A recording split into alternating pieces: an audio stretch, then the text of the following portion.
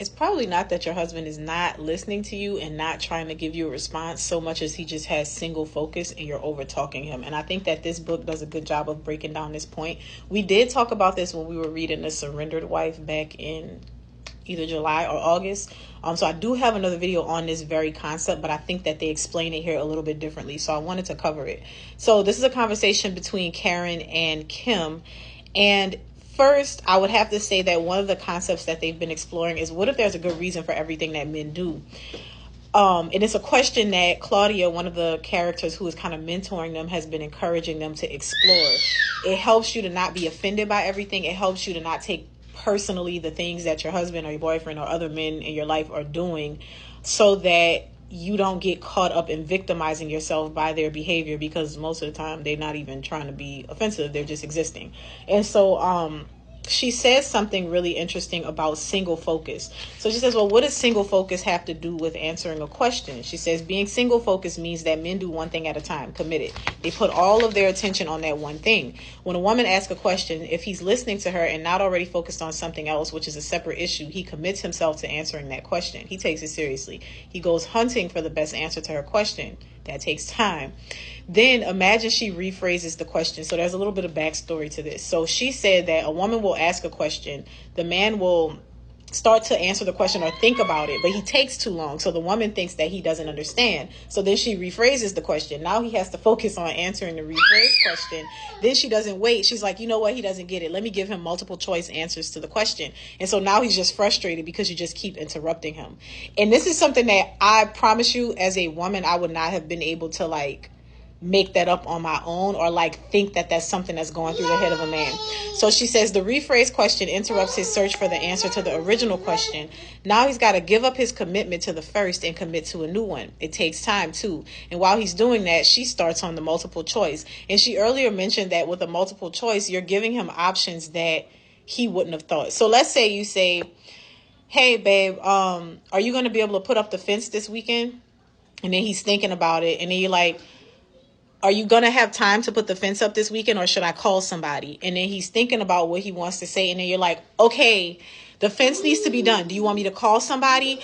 Do you want me to do it? Do you want to do it? Do you need to go to Home Depot? And so you start overwhelming him with all of this stuff when you could have just waited for an answer. And something that actually happens in this storyline is, at one point, the lady tells them, Claudia tells them, when you're listening to a man, any man, not just your husband, let him talk. And she said, if you completely let him finish his thoughts, he'll be like, okay, I'm done. Or he'll just stop talking. But if you keep interrupting him, he's just going to get frustrated, and he's going to feel like you're not listening. And then you're going to feel like he's not hearing you. And it's just because we're not giving them the space to finish what it is that they have to say, or we're making it a habit of over talking them.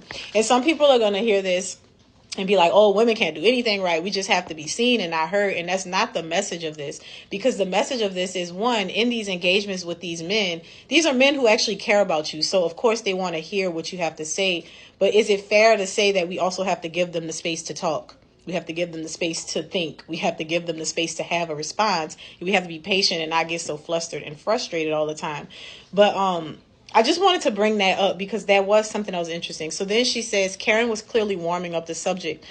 By then, he's been interrupted at least twice, which is aggravating to his single focus way of thinking. Plus, her multiple choice options usually come from her world, not his, and therefore are way off mark. Karen finished with a flourish. This makes me think he's got no chance at this.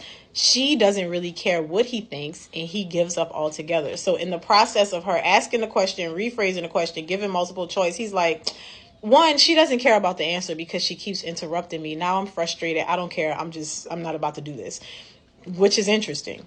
So Kimberly sat stunned. Not merely a light bulb, the whole stadium had lit up in her head. It seems impossible, but it makes so much sense. The looks on their faces, how upset they get. Why didn't anyone tell me this before? And she's referring to when a man gets frustrated in those moments of being interrupted. She's like, oh, the look on their faces. That's how they look when they get frustrated. That's why they're feeling that. That's why they're frustrated. And she's saying she had a light bulb moment of coming to understand that. And so this is one of those things that seems one way and is another entirely. And what Karen is saying is, sometimes we think we know what the issue is. We're like, oh, what's wrong? Why is something wrong with you? Tell me. You can talk to me. And it's like, maybe nothing is wrong. Maybe he just don't want to talk about it. But then you're making something wrong by pestering him about it, which is another thing that they talk about in this book, in another chapter, about not overly mothering. Like, if you check in on him and he's like, I'm fine, don't keep, are you sure? Are you okay? Because it's like, are you his mama or are you his wife? What are we doing? But yeah, this book is really interesting. It's The Queen's Code. It is also as big as it looks. It's a pretty short read. We're about halfway through, and this is only our first week of doing book club and meeting up to talk about it. So I think we're going to be done pretty soon. It is, like I said, it looks bigger than it is, but it's pretty easy to read. It's pretty straightforward, and it's interesting. You won't want to put it down. It's about 347 pages. By Alison Armstrong. Got mine on Amazon. There were limited copies when I looked. If you go outside of Amazon, I think the price might be a little bit more expensive. And there may be a PDF out there somewhere. I have not looked for it, so I can't say, but I got this one off of Amazon.